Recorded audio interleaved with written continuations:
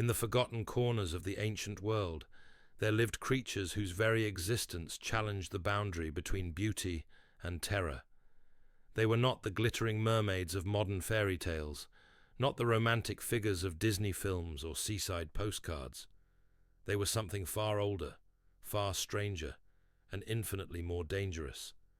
These were the true sirens of Greek mythology, and their song was not one of love, but of madness and death. Picture this scene from the ancient Mediterranean. A ship cuts through the wine-dark waters, its crew exhausted from weeks at sea. The wind dies to nothing, leaving them becalmed in an eerie silence. Then, drifting across the water like perfume on the breeze, comes the most beautiful sound any of them have ever heard. It is a voice, no, multiple voices, weaving together in harmonies that seem to reach directly into their souls. The sailors drop their oars. They abandon their posts. One by one, they begin to leap into the sea, swimming desperately toward that impossible music, their faces twisted with a kind of ecstatic madness. By sunset, nothing remains but an empty ship, drifting aimlessly, and somewhere in the distance, the sound of singing grows louder. This is not a scene from a modern horror film.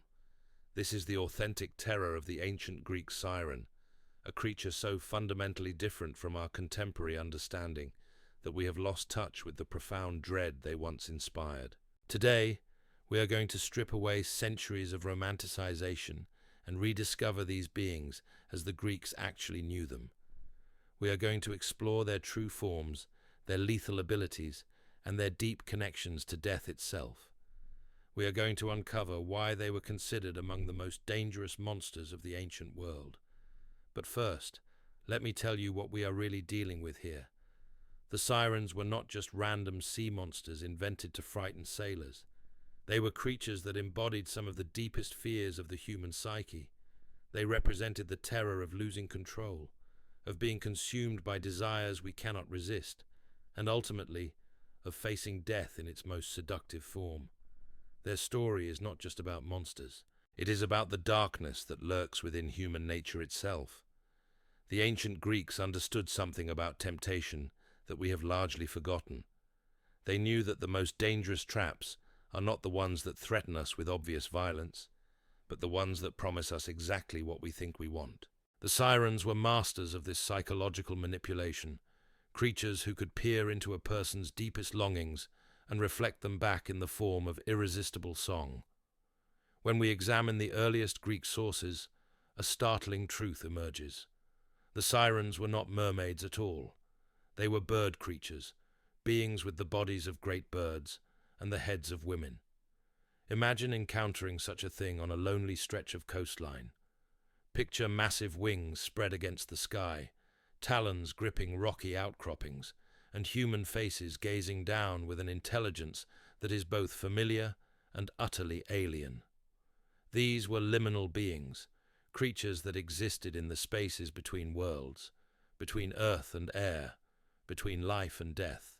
The 10th century Byzantine dictionary known as the Suda tells us that sirens had the form of sparrows from their chests up, and below they were women, or alternatively, that they were little birds with women's faces. Early Greek art consistently shows them as large birds with women's heads, complete with bird feathers and scaly feet. Their wings were not decorative, they were functional, allowing these creatures to soar above the seas, hunting for ships with the patience of apex predators. But why birds? In the ancient Greek imagination, birds were messengers between the earthly and divine realms. They could fly to places humans could not reach, could see things humans could not see. The sirens, with their avian bodies and prophetic voices, were creatures of the threshold, beings who possessed knowledge that was both divine and deadly. They were not bound to the sea as mermaids would be, but could range freely between the elements, making them far more versatile and terrifying hunters. The transformation of sirens from birds to mermaids happened gradually over many centuries. The first literary attestation of a siren as a mermaid appeared in the Anglo-Latin catalogue called Liber Monstrorum in the early 8th century, where it describes sirens as sea girls with the body of a maiden, but with scaly fishes' tails. This shift was influenced by several factors, including the strong Greek and Roman tradition of sea gods like Triton, the Sirens' association with water, and most importantly, the blending with Celtic folklore traditions. It represents a fascinating example of how myths evolve and adapt as they move between cultures. However, regardless of their physical form, the sirens' most crucial and consistent feature remained unchanged throughout all these transformations: their voice.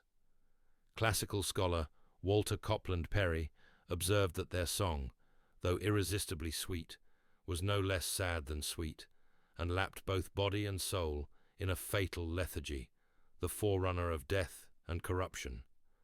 This was not merely beautiful music. It was a weapon of psychological warfare, a sound that could rewrite the very architecture of human will.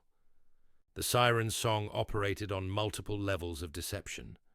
On the surface, it was simply the most beautiful music anyone had ever heard. But beneath that beauty lay something far more sinister. The song was hypnotic in the truest sense, creating a trance state that made rational thought impossible. Victims described feeling as though they were falling asleep, while simultaneously feeling more awake than they had ever been. They forgot their names, their destinations, their very identities, becoming nothing more than vessels for an overwhelming desire to reach the source of the music. But the psychological manipulation went deeper still. The sirens were not singing random melodies. They were singing songs specifically tailored to each listener, songs that seemed to know their deepest secrets and most desperate longings. When the hero Odysseus encountered them, they did not simply sing beautifully. They sang about his greatest desire, which was knowledge. They promised him that if he came to them, he would learn all the secrets of the Trojan War, all the pains that the Greeks and Trojans had endured, and indeed, all that comes to pass on the fertile earth. This reveals something crucial about the nature of the sirens' power. They were not just musicians. They were oracular beings, creatures with prophetic abilities who could see into both the past and the future. Like the Sphinx, they possessed mantic powers, divine knowledge that mortals desperately craved. Their song was not just beautiful sound. It was the promise of ultimate truth, of answers to questions that had tormented listeners their entire lives. The sirens knew exactly how to weaponize human curiosity and desire for knowledge. They understood that for many people, the promise of forbidden wisdom was more irresistible than any physical pleasure. They sang of secrets that could never be learned elsewhere, of mysteries that would die with the listener if they sailed past without stopping. It was intellectual seduction of the highest order, and it proved devastatingly effective. But here is where the true horror of the sirens becomes clear. The knowledge they promised was real. They did possess the prophetic powers they claimed. The tragedy was not that they were lying about what they could offer, but that the price of obtaining this knowledge was death. The sirens were truth-tellers, whose truth was poison. They offered genuine revelations, wrapped in a delivery system designed to destroy the recipient. This paradox reveals something profound about the nature of forbidden knowledge itself. The sirens embodied the ancient Greek understanding that some truths are too dangerous for mortal minds to contain. They were living warnings about the price of curiosity, creatures who demonstrated that the pursuit of ultimate knowledge could lead not to enlightenment, but to destruction. The sirens' connection to death went far deeper than simply killing their victims. They were fundamentally creatures of the underworld, beings whose very existence was intertwined with mortality and the passage between life and death. In ancient Greek funerary art, sirens appeared regularly on grave markers and sarcophagi, not as decorative elements, but as essential spiritual figures. The Boston Museum of Fine Arts holds a funerary plaque from the 7th century depicting a mourning scene where a siren crouches beneath a funeral couch, watching over the corpse with protective intensity. These funerary sirens were not the same predatory creatures that haunted the seas. They were psychopomps, guides for souls making the treacherous journey from life to death. Statues of sirens found in burial contexts across mainland Greece, Asia Minor, and Magna Graecia suggest they served as guardians of the dead, beings who could safely escort souls through the dangerous passages of the afterlife. The famous Siren of Canossa was discovered among grave goods, apparently placed there to accompany the deceased on their final journey. This dual nature of the sirens, as both destroyers and protectors, reflects the ancient Greek understanding of death itself. Death was not simply an ending, but a transformation, a passage that required guidance and protection. The sirens, with their prophetic abilities and their position between worlds, were uniquely qualified to serve this function. They were creatures who understood both the terror of dying and the mystery of what lay beyond.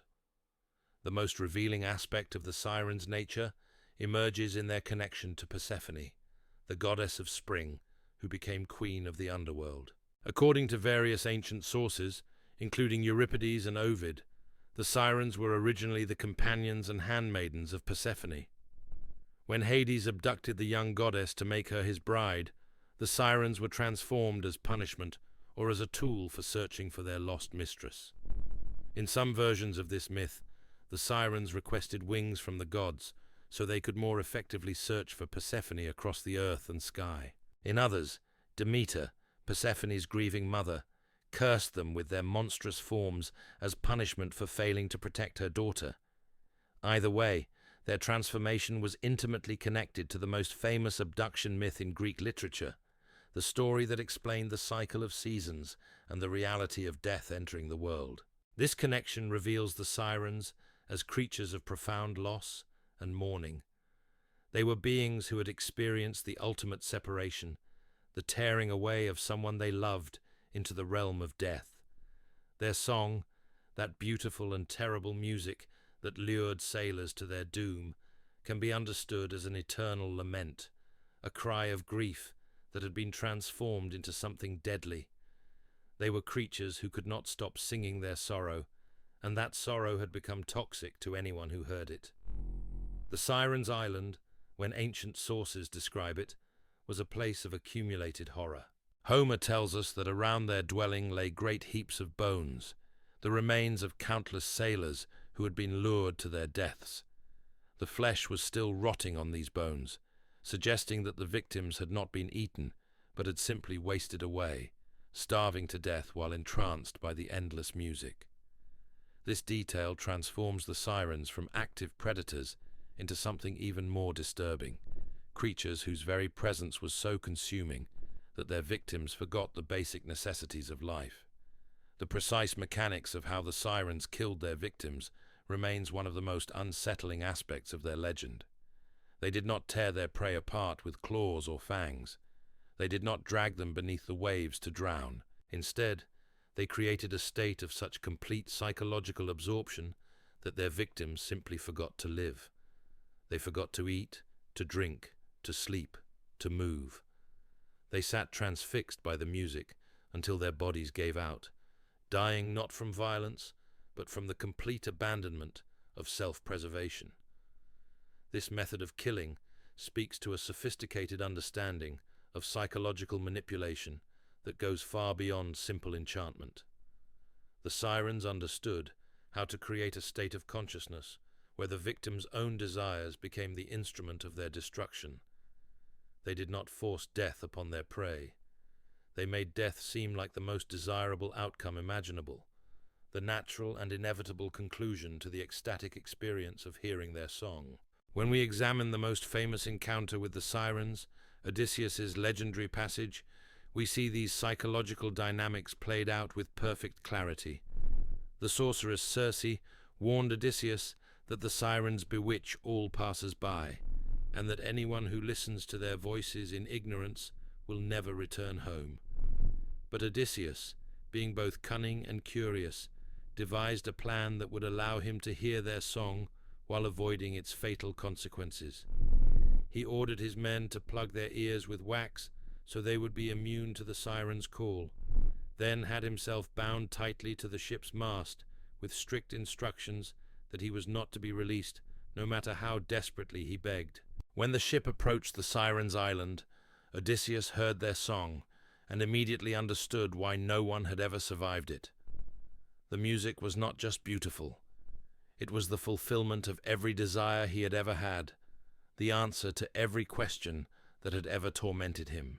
The sirens sang specifically to him, addressing him by name and praising his reputation. They promised him knowledge of everything that had happened in the Trojan War and everything that would come to pass on earth. As their voices reached him, Odysseus was transformed.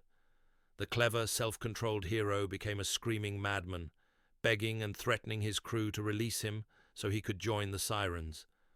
Only the wax in his men's ears and the strength of his bonds saved him from becoming another collection of bones on their beach. What makes this encounter so disturbing is not just that Odysseus nearly died, but that he experienced the sirens' power as the most beautiful and meaningful moment of his entire life. Even after escaping, even knowing intellectually that the creatures would have killed him, part of him remained forever changed by that glimpse of absolute fulfillment. He had tasted something beyond mortal experience, and the memory of it would haunt him for the rest of his days. This psychological residue reveals another layer of the sirens' true horror. They did not simply threaten death. They threatened something far worse, the possibility that ordinary life would never again seem worth living after experiencing their song. They offered a form of ecstasy so complete that everything else became pale and meaningless by comparison. Survivors, if there were any, would spend their remaining years as hollow shells, forever yearning for something they could never safely experience again. The sirens' encounter with the Argonauts provides another fascinating glimpse into their methods and limitations. When Jason and his crew approached the creatures' island, they had with them the greatest musician of the ancient world, Orpheus himself. As the sirens began their deadly song, Orpheus responded by taking up his lyre and playing music of his own, drowning out their voices with melodies that were somehow even more beautiful and compelling. This musical duel represents a battle between two different kinds of supernatural power. The sirens offered knowledge and truth wrapped in destruction, while Orpheus offered pure beauty that elevated and inspired without demanding a terrible price. His music did not promise forbidden secrets or ultimate answers. Instead, it created a state of wonder and joy that satisfied the soul without consuming it. Most of the Argonauts were saved by his intervention, their ears filled with life-affirming music instead of the sirens' death song. But even Orpheus could not save everyone. One member of the crew, a hero named Butes, was so powerfully affected by even the brief moment he heard the sirens' voices that he threw himself into the sea and began swimming toward their island. Only the intervention of Aphrodite, who snatched him from the water and transported him to safety, prevented his destruction. This detail emphasizes that the sirens' power was not simply a matter of volume or duration of exposure. Even a few notes of their song could be enough to shatter a person's will completely. The failure to resist the sirens, even briefly, reveals something crucial about the nature of their victims. These were not weak-willed individuals or cowards. Butes was a hero, a member of one of the most legendary crews in all of Greek mythology. The sirens' power transcended normal human categories of strength and weakness. They attacked something deeper than conscious will, something in the fundamental structure of desire itself. Ancient sources tell us that the sirens had received a prophecy that they would die if any ship ever successfully passed their island unharmed. When Odysseus managed to hear their song without succumbing to it, and when the Argonauts sailed past with Orpheus's protection, the sirens realized their time had come. According to tradition, they threw themselves from their cliffs into the sea, choosing death over the shame of failure. Their bodies washed ashore at various points along the Italian coast, giving rise to local legends and founding stories for several ancient cities. This detail about the prophecy reveals that the sirens were not simply predators hunting for sport. They were creatures bound by fate, beings whose very existence depended on their perfect record of success. They were not immortal in the sense of being beyond death, but rather creatures whose immortality was conditional, tied to their ability to fulfill their deadly function. The moment they failed, the magic that sustained them was broken. The sirens' prophesied death also suggests that they were part of a larger cosmic order, creatures whose role in the world was both necessary and temporary. They served a function in the great web of fate and destiny that governed the ancient world, but that function had limits. They were tools of divine justice or cosmic balance, not independent agents of chaos. When their purpose was fulfilled, when the heroes had been tested and found worthy, the sirens could finally rest. But what exactly was that purpose? Why did the gods allow such creatures to exist, beings whose only function seemed to be the destruction of travelers? The answer lies in understanding the sirens as a test, a trial that separated the truly heroic from the merely ambitious.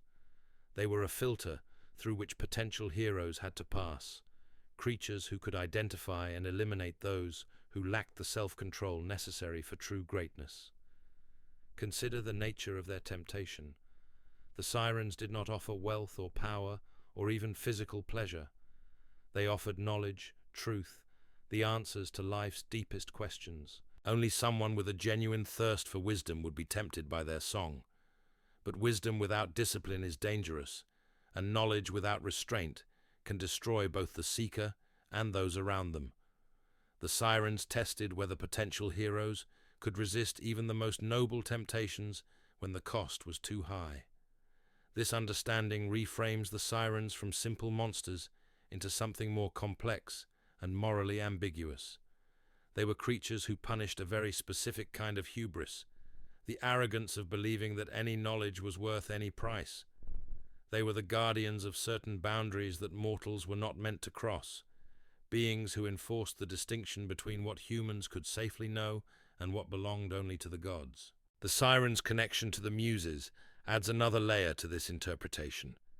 Some sources describe them as the Muses of the underworld, dark reflections of the 9 goddesses who inspired art and learning. Where the true Muses offered inspiration that elevated and ennobled, the sirens offered knowledge that corrupted and destroyed. They were what the Muses might become if their gift was perverted, if the love of learning became an obsession that consumed everything else. This dark mirror relationship explains why the sirens were such effective tempters of heroes and intellectuals. They offered what appeared to be the ultimate fulfillment of the very qualities that made someone heroic in the first place: curiosity, the desire for truth, the willingness to face danger in pursuit of knowledge. These were admirable traits that the sirens could twist into instruments of self-destruction. They were parasites of virtue, creatures who fed on the noble qualities of their victims. The sirens' knowledge was not false, but it was poisoned. They really did know the secrets they claimed to possess. They could reveal the hidden truths of the past and the mysteries of the future. But this knowledge came with a delivery system designed to destroy the recipient. It was like a beautiful fruit that was genuinely nutritious, but coated with deadly toxin. The tragedy was not that the promise was empty, but that it was real and yet impossible to safely claim. This paradox reflects a deep pessimism in Greek thought about the nature of ultimate truth. The ancient Greeks understood that some knowledge was too dangerous for mortal minds to contain, that there were truths that would drive humans mad or destroy their capacity for normal life. The sirens embodied this understanding, serving as living warnings about the price of intellectual hubris. Their island, that terrible place of bones and rotting flesh, was not just a hunting ground, but a monument to this principle.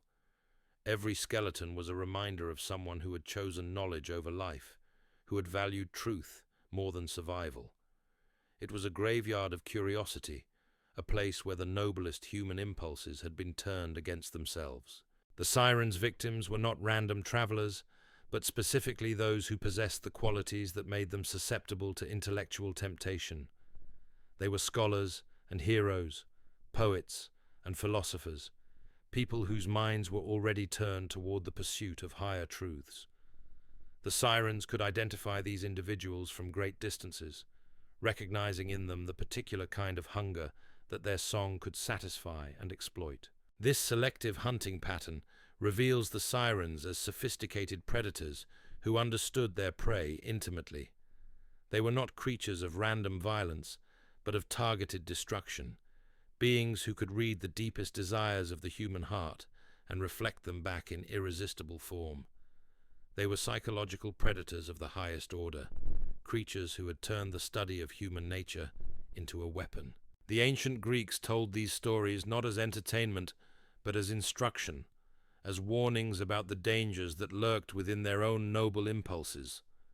The sirens were not external enemies, but internal ones, representations of the ways that virtue could become vice, that strength could become weakness, that the very qualities that made someone admirable could also make them vulnerable.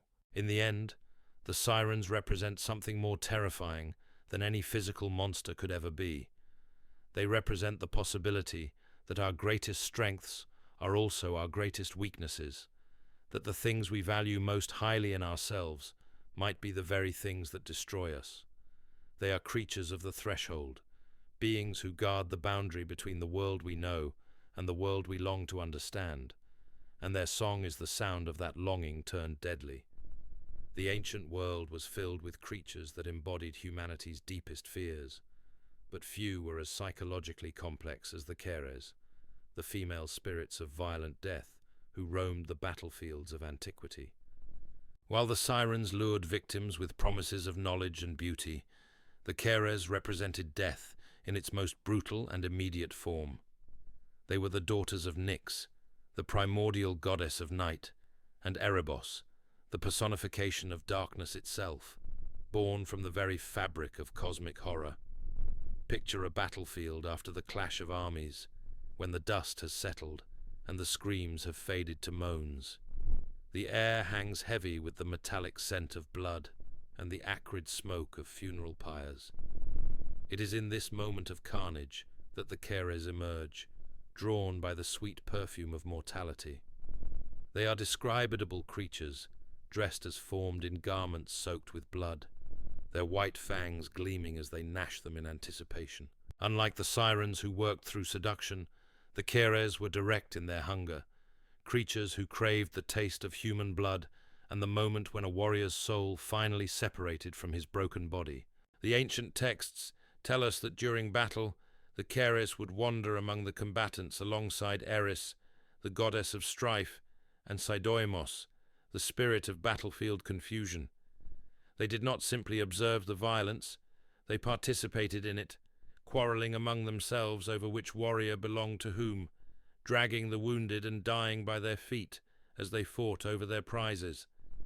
Behind the clash of bronze and iron, behind the war cries and death screams, these dusky spirits struggled with each other for possession of falling souls, their great claws ready to clasp around any man who stumbled or fell. But here is what made the Keres truly terrifying. They were not random scavengers of death. They were selective, drawn specifically to those who were destined for violent ends. Each person carried their own individual cur from birth, a personal death spirit who would one day claim them when their fated moment arrived. This was not the gentle passing of old age or the quiet surrender to disease. This was death by sword and spear, death by accident and murder, death that came suddenly and without mercy. The Keres could see these fated deaths approaching long before they occurred. They could recognize a doomed warrior by some invisible mark, some scent of approaching mortality that only they could detect. This prophetic ability made them even more unsettling than creatures who simply killed at random. They were harbingers who announced that someone's violent end was not just possible, but inevitable, written into the very structure of fate itself. Unlike the sirens who offered their victims a choice, even if that choice was corrupted by supernatural influence, the Keres represented the absolute helplessness of mortals in the face of predestined death. When your personal cur finally came for you, no amount of skill or courage or divine favor could save you.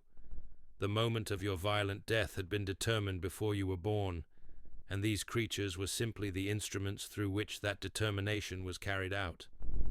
The relationship between the Keres and the Moirai, the three fates who spun the threads of human destiny, reveals the rigid cosmic order that governed ancient Greek understanding of death. The fates determined when and how each person would die, but it was the Keres who carried out those decisions in the realm of violence and warfare. They were the executioners of cosmic justice, beings who ensured that no one escaped the death that had been allotted to them. This connection to fate made the Keres more than simple monsters. They were fundamental forces of the universe, as necessary and inevitable as gravity or time. To fear them was natural, but to fight against them was ultimately futile. They represented the ancient Greek acceptance that some things in life were beyond human control, that there were forces in the cosmos that operated according to laws that mortals could not understand or influence. The battlefield was their natural habitat, but the Keres were not limited to military conflicts. They were drawn to any scene of violent death, any moment when life was cut short by force or accident. A man thrown from his horse, a woman murdered by bandits, a child killed in a building collapse, all of these tragedies would attract their attention. They were connoisseurs of mortality, creatures who appreciated the unique flavor that each type of violent death provided. Ancient sources describe their method of claiming souls with disturbing precision. When they identified a victim whose time had come, one of the Keres would clasp her great claws around the dying person, holding them in an embrace that was both possessive and strangely tender. At the moment of death, she would drink deeply of their blood, while their soul departed for the shadowy realm of Hades. It was a ritual that combined the intimate and the horrifying, transforming the most personal moment of human existence into a feeding opportunity for supernatural predators. The Keres' thirst for blood was not mere hunger, but a form of communion with mortality itself. They did not simply consume their victims, but absorbed their life essence, taking into themselves the accumulated experiences and memories of each person they claimed. In this way, they became living repositories of human suffering, creatures who carried within themselves the final moments of countless individuals across the centuries. This vampiric aspect of their nature connects them to a broader category of ancient Greek monsters who fed on human life force.